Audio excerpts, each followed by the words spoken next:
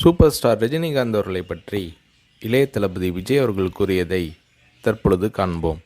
சின்ன வயசுலிருந்தே நான் ரஜினி ரசிகன். வாரத்தில் 4 நாள் ஸ்கூலுக்கு போனால் 3 நாள் ரஜினி படம் பார்த்துட்ருப்பேன். எனக்கு 5 வயசாகி இருக்கிறப்ப ரஜினி சாரோட அன்புக்கு நான் அடிமை படம் ரிலீஸ் ஆச்சு. எப்படியாவது படம் பார்த்துடணும்னு ஆசை. ஆனால் ஸ்கூலுக்கு கட்டடிச்சிட்டு போகிற வயசு அல்ல அது. அதனால் நான் என்ன பண்ணினேன்னா, அப்பா ஷூட்டிங்க்கு போன உடனே எங்கள் அம்மா கிட்ட ரொம்ப அடம் பிடிச்சி மேட்னி ஷோவுக்கு போயிட்டேன். மேட்னி ஷோ பார்த்துட்டு வெளியே வந்ததும் திரும்பவும் ஈவினிங் ஷோ பார்க்கணும்னு அடம் பிடித்தேன். ஒரு போடு போட்டு வீட்டுக்கு கூட்டி வந்து விட்டாங்க. அங்கிருந்து நேரே சுரேந்திர மாமா வீட்டுக்கு போனேன்.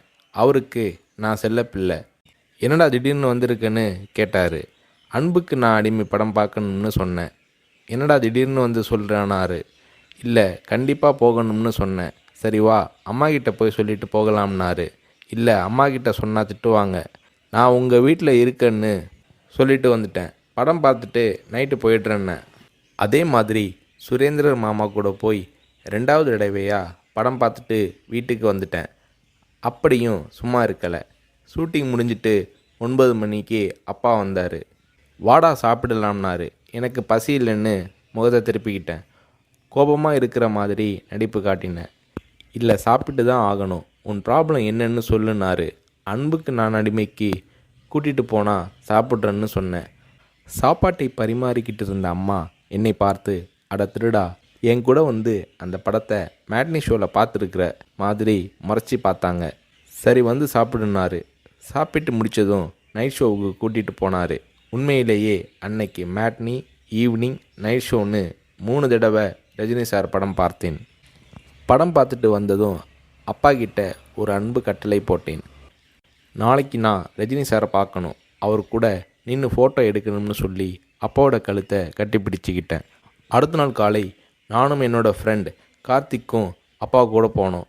ரஜினி சார் வாகினி ஸ்டுடியோவில் ஏதோ ஒரு ஷூட்டிங்கில் பிஸியாக இருந்தார். நான் ரஜினி சாரை நேரடியாக பார்க்கிறது அதுதான் முதல் தடவை. எப்படி ரஜினி சார்கிட்ட பேசுகிறதுன்னு பயந்துக்கிட்டு இருந்தேன். அவர் கூட்டிகிட்டு போய் அன்பாக பேசினார். அப்படியே என்னை தன்னோட மடியில் உட்கார வச்சுக்கிட்டு என்ன படிக்கிறேன்னு கேட்டார். சொன்னேன், நான் உங்கள் கூட நின்று ஃபோட்டோ எடுக்கணும்னு சொன்னேன். சிரிச்சுக்கிட்டே என் கன்னத்தை தட்டி கொடுத்து எங்களை அணைச்சிக்கிட்டு ஃபோட்டோவுக்கு போஸ் கொடுத்தார். என்னால் மறக்க முடியாது அந்த இனிய நாளை, அவரது அன்பான அரவணைப்பை. வீட்டுக்கு வந்ததும், அப்பா நீங்கள் பெரிய டைரக்டர்னு சொல்கிறாங்க, ஆனால் என்னால் உங்களை டைரக்டராக ஏற்றுக்க முடியாது. எப்போ எங்கள் தலைவர் ரஜினியை வச்சு டைரக்ட் பண்ணுறீங்களோ அன்னைக்கு தான் உங்களை டைரக்டராக ஏற்றுக்குவேன்னு சொன்னேன். அப்பா என்னை பார்த்தாரு. ஒரு ஹிந்தி படம் டைரக்ட் பண்ணுறதுக்காக எங்கள் அப்பா பாம்பே போனார். எனக்கு ஹாலிடேங்கிறதால நானும் அம்மாவும் கூட போயிருந்தோம். மும்பையில் இருந்த ப்ரொடியூசர் பூர்ணச்சந்திர ராவ் எங்கள் அப்பாவுக்கு ஃபோன் பண்ணி கூப்பிட்டதும் அப்பா அவரை பார்க்க போனார். வரும்போது ரொம்ப சந்தோஷமாக இருந்தார். ஹோட்டலுக்கு வந்ததும் என்னை கூப்பிட்டு, விஜய், நான் டைரக்டர் ஆயிட்டேனாரு. ரஜினி சாரை நடிக்க வச்சு டைரக்ட் பண்ண போகிறேன்னாரு. அந்த படம் தான் நான் சிகப்பு மனிதன்.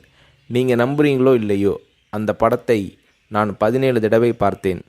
நடிக்கணும்னு ஆசைப்படுறியே, உனக்கு நடிப்பை பற்றி என்ன தெரியும்னு எங்கள் அப்பா கேட்டதும் உடனே அப்போதே ஒரு சீன் நடித்து காட்டினேன். அது என்ன சீன் தெரியுமா? அண்ணாமலை படத்தில் ரஜினி சார் பேசிய பெரிய டைலாக் சீன். நான் ரஜினி ரசிகனாக இருந்ததால் அவரோட பல வசனங்களை மனப்பாடம் பண்ணி வச்சுருந்தேன். அதில் ஒரு வசனம்தான் எனக்கு உதவியது. ரஜினி சார் சரத்பாபுவை பார்த்து தொடையில் தட்டிக்கிட்டு கோபமாக பேசுவாரே, அந்த வசனத்தை நான் பேசி நடிக்கிறத கொஞ்ச நேரம் அப்படியே கூர்ந்து கவனிச்ச எங்கள் அப்பா என்னை பக்கத்தில் கூப்பிட்டு, நாளைக்கு உனக்கு மேக்கப் டெஸ்ட் எடுக்கிறேன்னாரு. அவர் அந்த வார்த்தைகளை சொல்லி கை குலுக்கியதும் எனக்கு சிறகு முளைச்சி ஆகாயத்தில் பறக்கிற மாதிரி எல்லையில்லாத மகிழ்ச்சி பொங்கியது என்று நடிகர் ரஜினி அவர்களை பற்றி இளைய தளபதி விஜய் அவர்கள் கூறுகிறார்.